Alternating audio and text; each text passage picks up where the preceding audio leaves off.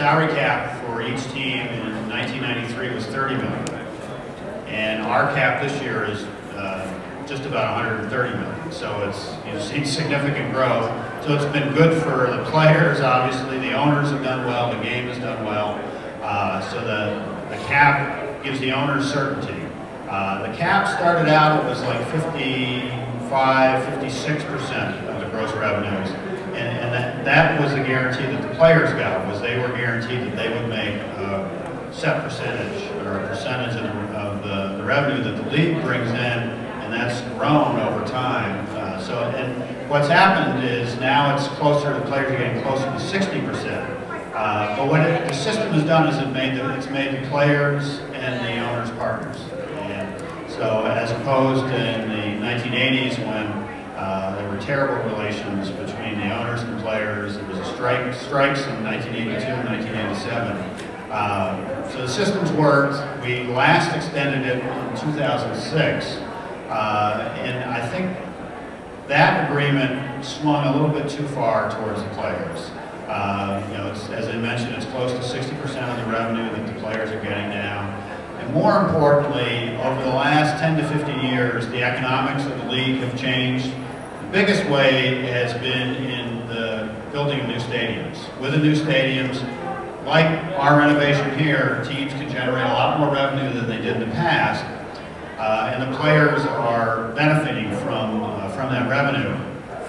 But where it's really impacting the teams is, in order to generate that revenue, in order to build those new stadiums, teams have to build, have pretty significant expenses.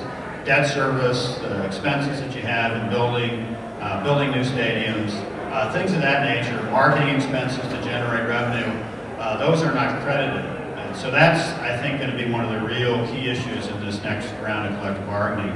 But your specific issue of, this is the last cap year, next year is uncapped. I think the players and the Players Association look at it and say, this is going to be a bonanza. We can't wait to get to an uncapped year. The owners are going to spend like crazy, and it's going to really be a huge boon for the players. I don't anticipate that happening, I think, for a couple reasons. I think as an ownership group, we really understand that it's very important for us to manage the system well and to not spend in a foolish manner. And quite honestly, I think the state of the economy will be helpful. Teams just don't have the same amount of money available to spend on players that they've had in the past. So I think a combination of those things. The other thing, as I look at the negotiations, I think there'll be a couple pressure points. The first one will be a year from now when we head into the last cap year.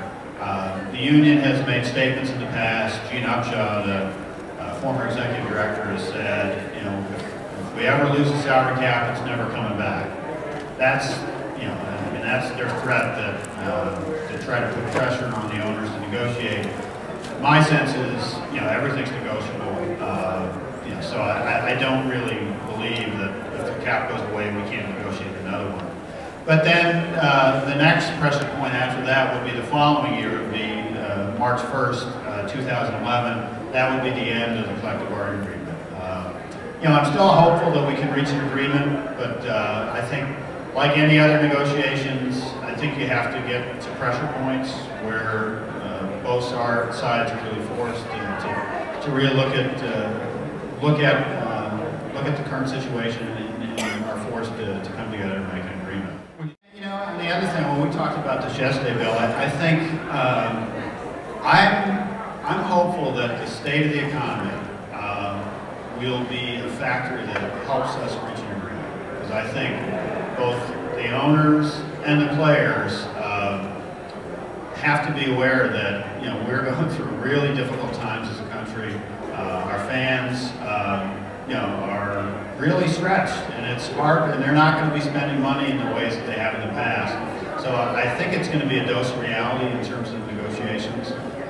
It's still going to be difficult negotiations, but I'm hopeful that we can reach an agreement. And I think the NFL has been very fortunate. We've had labor peace for 15 years, 16 years, and the game's grown. And